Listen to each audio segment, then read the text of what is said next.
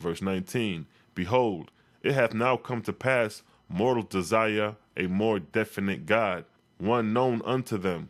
We cannot truthfully take the name of any God THOTH alias Gabriel hath named, nor of any other God worshipped by mortals. Verse 20, Looeamong then drove hence from the palace his holy council, that he might have an opportunity to reason with himself as to what he should do.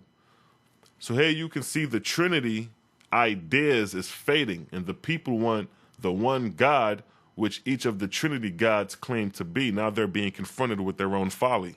Now, chapter 46, verse 1 through 9, it states, Satan enters the holy council of Hepsendai and speaketh unto Looeamong the truant.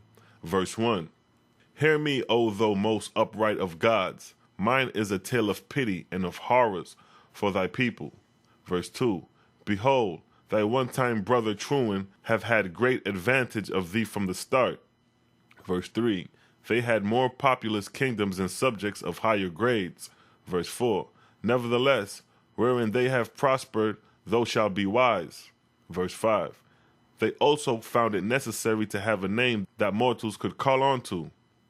Verse 6, And they took upon themselves the names Brahma and Buddha, both which signifies knowledge, no more no less. Verse 7, This hath satisfied mortals. Verse 8, Now thou shalt choose the name Christ, which is the Ahamic word for knowledge also. Verse 9, In this, then, thou shalt have truth on thy side in heaven before thy holy council, and on earth thou shalt have a personal embodiment. So here Satan inspires Looeamong to style himself the Christ in heaven, and to have a moral representative on earth, which will be Constantine, as shown in time to come. And the earliest sign of the Christ is the Chi and the Rho, the X and the P. Now, chapter 47, verse 1 through 38, it states, Looeamong falsely announced himself the Christ. Verse 1, The Lord said, Behold, it came to pass as had been foretold by God. The truants, the Trinity, will all become false gods, because they have denied the Almighty. Verse 2, God said, There is but one who is all knowledge. Whatsoever angel or God announcing himself to be all knowledge is false in the presence of Jehovah, the Creator. Verse 3, Nevertheless, Looeamong had it proclaimed in heaven and earth that he was the Christ, which is the Ahamic expression for all knowledge.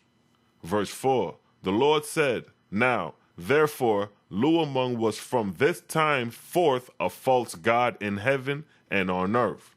So here Looeamong is known as Christ from that time forward in heaven and eventually later on earth. Now here is where Christianity's origin begins on earth. Verse 5, And Looeamong commanded THOTH, alias Gabriel, his angel warrior in command of his earthly dominions, to raise up tribes of warriors amongst mortals. Verse 6, And by the inspiration of said THOTH, alias Gabriel, these warriors were induced to call themselves Christians, Christians. So here you can see that Christianity was inspired by Looeamong, now falsely styled Christ, now established on earth through THOTH, alias Gabriel, his warrior angel, and this has nothing to do with Yahshua's doctrine. According to the King James Bible, the Christians were first called Christians in Antioch, which is in Syria, and Syria was under the governmentship of Rome at that time, and would have been aware of the term Christ, or the Chi and the Rho, the X and the P, being that they were Greeks. Verse 7, God said, That man may know this is true, behold, the followers of Jehovah are not warriors, nor have they ever been. Verse 8, Jehovah said, This mark put I upon man from the time of Cain to this present day, that whoso raises his hand against his brother raises his hand against me also. And this mark shall distinguish my servants to the end of the world. Behold, I alone am all knowledge. So here Jehovah declares his chosen were never warriors. So the idea that the chosen are warriors and shed blood for their God is a false doctrine. The chosen never shedded blood nor bared arms to go into warfare. When those things occurred, the chosen were either captive, slain, or fled. That was the actions of the chosen during those times of warfare. Verse 9. Now it came to pass that from this time forth great success attended the wars of Looeamong for the glory of his heavenly kingdom. Verse 10. And for the space of 300 years Looeamong gradually gained on Baal and his alliance, both on earth and in heaven. And this 300 years is from the 1st century to the 3rd century. And the false Christ gained dominion in the territories of Baal, which is Rome. It is between this time that Christianity is in the making, all being the works of the Roman Empire.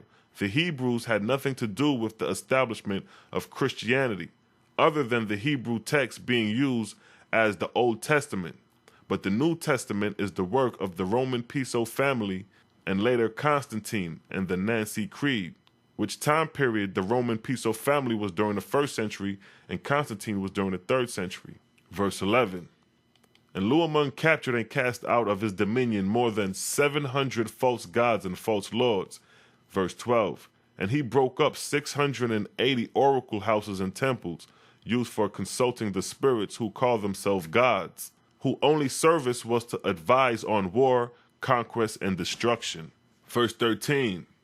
So that even Looeamong's falsity to himself, he rendered a great service to Jehovah, against whom he was doing battle. So here Looeamong, not knowing, is doing a service by clearing away other false gods, reducing the false god to small numbers. Verse 14. For 300 years more, Looeamong, with upward of 6,000 million angel warriors, pursued war in heaven and on earth. And he had captured mostly all the earthly strongholds of other false gods. Baal, however, still maintained himself in Rome, and as god of the Roman Empire, but under many names. So here you have Baal being the god of Rome, attributed with different names. And this is the same Baal of ancient Canaan going back to 2000 BC in the 23rd arc cycle, and still ruling in the 3rd century AD of the 24th arc cycle. This is a reign of over 2,000 years that this false god Baal been ruling. Verse 15. God, son of Jehovah, said, Now, behold, even Looeamong, the false god, bewailed the wars, and he also bewailed his own doctrine. Verse 16. Looeamong cried out in his despair, saying, To whom shall I pray, O thou Holy Ghost, though shadow, though nothing, though void? Verse 17. Shall I say, O thou all nothing, though inconceivable, though unknowable, though all hidden? Verse 18. Or shall I say, O thou nature, though God of nature, though senseless, though scattered? Verse 19. Though that hearest not, though that knowest not, though that seest not? Verse 20. Though essence, though fountain, that is dumb, though accident, though shapeless? Verse 21. Though imperson, though shortness in all, that beguileth us to come hither to find thee, or to go hither to find thee? Verse 22. And find of a truth that we find thee not, yea, to understand that thou art the waste and desolate of all that is. Verse 23. And as for thy father, which we three build up, is he not dead? A divided kingdom with 3 estranged sons, and every one for himself? Verse 24. O thou Brahma, thou hast a peaceful division. O thou Buddha, a place of great profit. Verse 25. But I, your equal, with an unprofitable division of these western heavens. Mine are warriors in heaven and on earth. Yours, peace and profit. How can I embellish Hepsendai, my heavenly seat, and make it a palace of grandeur like unto yours? Verse 26. Behold, my thousands of millions of angels are needed for warriors. How have I time to embellish my throne and my heavenly city? No wonder ye twine pointed the finger of mockery at me for the poverty of my heavenly kingdom. Verse 27. Have I not been fighting battles with Satan all these hundreds and hundreds of years? Did I not find heaven, even from the first, a place of war? Verse 28. Shall these things continue forever? Who shall I require of? Have I not declared I am one with the Father, and one with the Holy Ghost? So now he is being confronted with his own falsehood and doctrine. Verse 29, yeah, then shall I not look to myself, and is this not the sum of all? Everyone for himself?